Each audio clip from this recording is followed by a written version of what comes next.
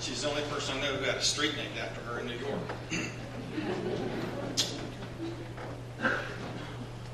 Well, let me go back a little bit.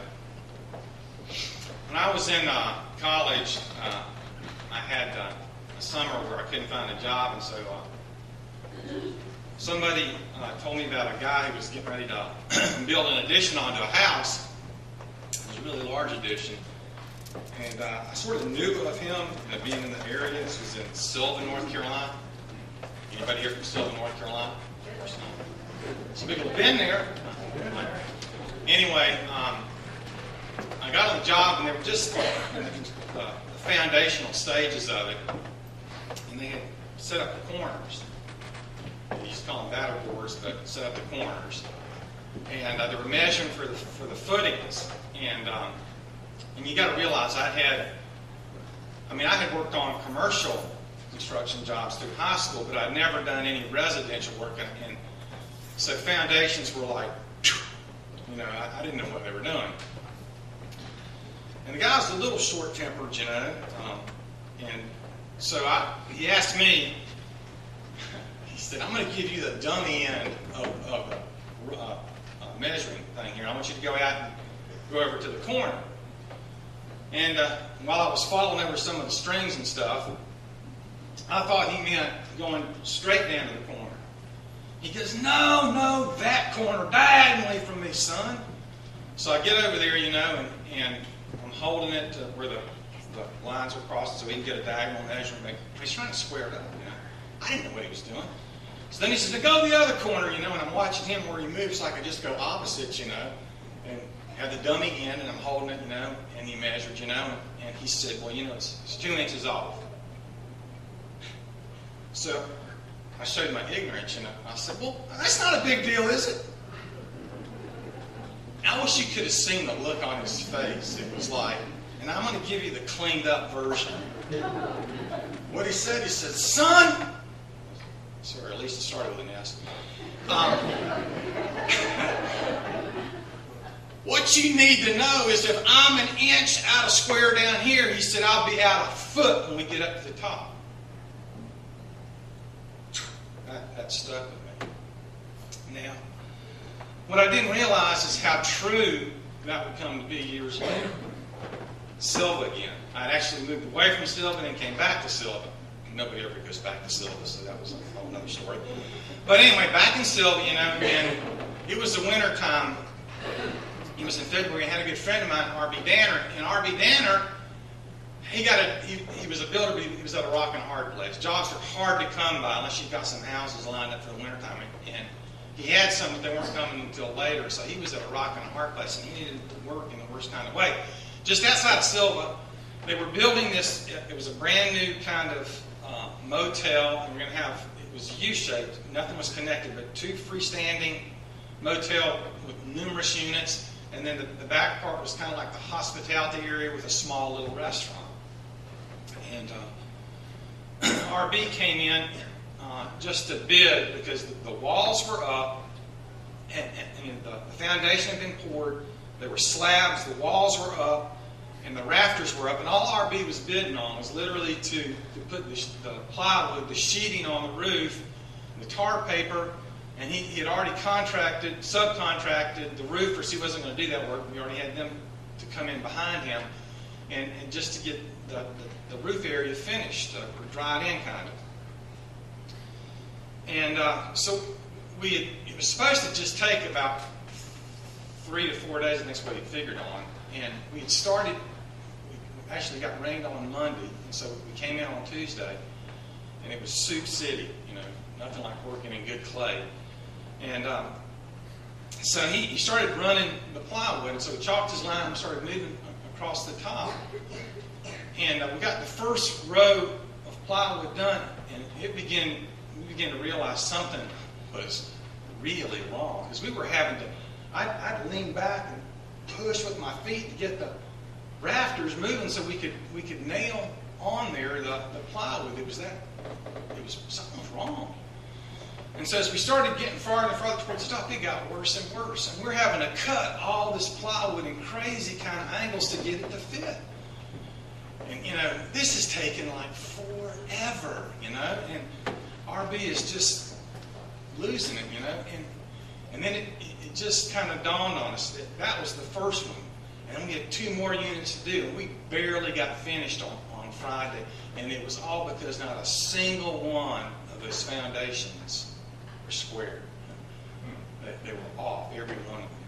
And so here's the thing we all need to remember today. The foundation matters. The foundation matters. Probably one of the best examples of the fact that a foundation matters is the story behind the Leaning Tower of Pisa. That's Pisa, not pizza. Okay? It's not the Leaning Tower of Pisa. And the story is really interesting. In fact, the construction started on it in 1173. And no, I was not alive back then, okay? Just to set the record straight. 1173. 5 years later, they were on the second story of it. It was evidently a very detailed and complex construction. It was also 1173, too. 5 years later, as they were on the second floor, they began to realize that one end was beginning to sink. And so they went down to see what the issue was.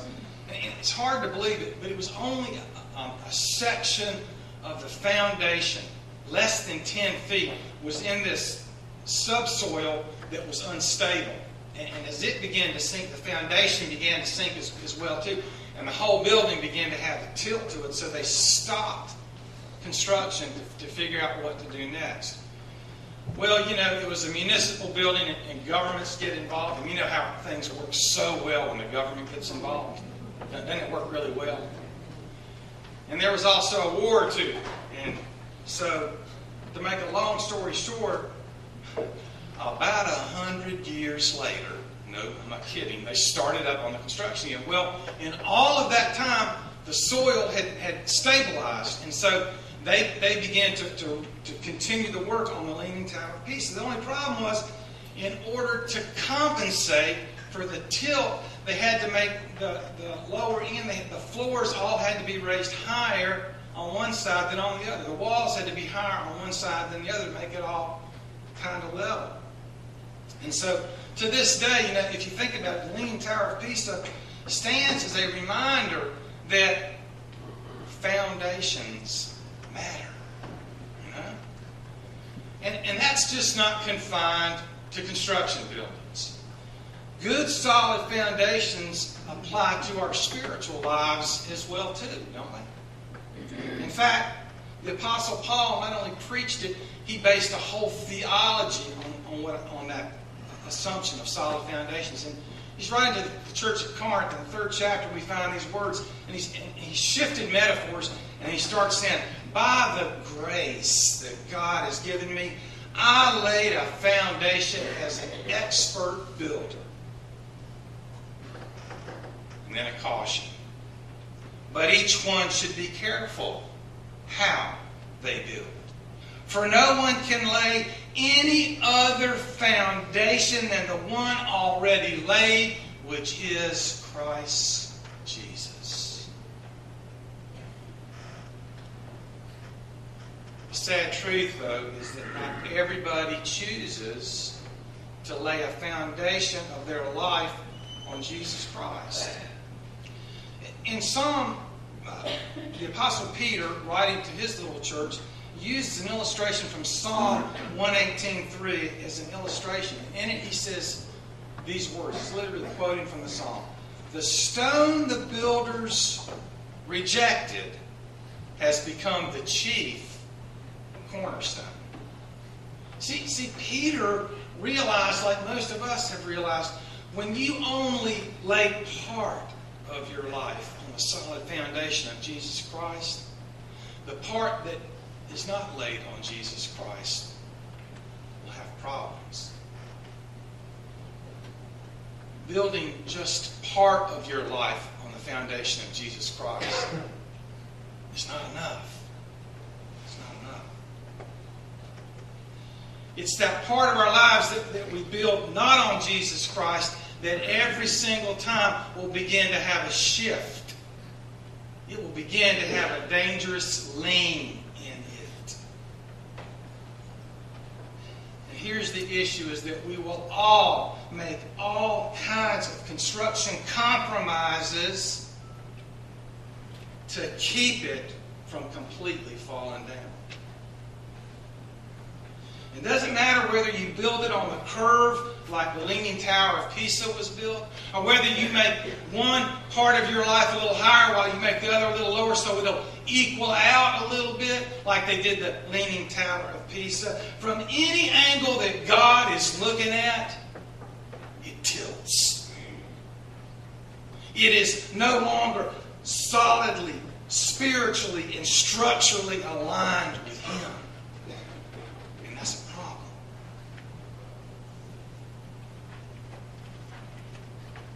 Because you see, the foundation matters. You get enough folks in any Christian small group, enough Christians in any church, enough Christians in any denomination who reject the chief cornerstone and decide to build on another foundation, you will find that in due season, perspectives in that group of people will shift, and they'll begin to tilt a little bit. And no longer can they look at each other with love and forgiveness and grace. No longer can they look at each other and see in each other a different aspect being reflected of the personality of Jesus Christ. No, it gets shifted and it gets critical, and it will collapse at some point. When a Christian husband or wife decide, either one of them or both of them, to build a foundation on their marriage on something besides the solid foundation of Jesus, the relationship will begin to sink. And that threefold cord of God and husband and wife will slowly start to unravel in the relationship. And walls of criticism and accusation and suspicion will begin to be constructed. And they'll be way out of proportion. And then pretty soon temptations begin to be laid outside of the marriage to compensate for all that appears to be lacking within the marriage. And given enough time, that marriage will fall. It will collapse. When Christian brothers and sisters decide together to start up a business, and they do not build that business on the foundation, the solid foundation of Jesus Christ, it will shift. It will fall. When any part of our lives as Christians is not built on the foundation of Jesus Christ, then that wonderful hymn begins to come to life. I heard the choir singing. On Christ the solid rock I stand, all other ground is Amen. I have obviously focused intentionally on Christians. Christians in small groups, Christians in churches, Christians in business, Christians in communities. Why? Because those who are not Christian don't know the value of building lives and building marriages and building businesses and building communities on the solid foundation of Jesus Christ. You ever wonder why that is? Maybe it's because they either don't see that many of us as Christians building our lives on the foundation of Jesus Christ, or they see that we build such a very small part of our lives, maybe just one day a week, on the foundation of Jesus Christ. Either way, what they see looks as unbalanced and out of level and out of square and uneven as their lives. Why bother? The psalmist asks a very important question. When the foundations are being destroyed, what are the righteous to do? And the answer is really only one. And it's simple.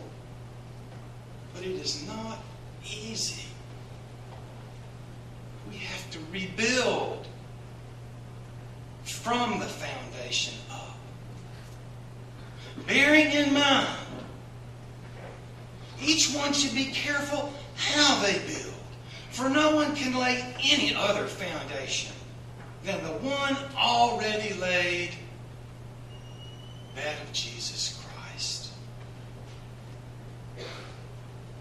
Because after all,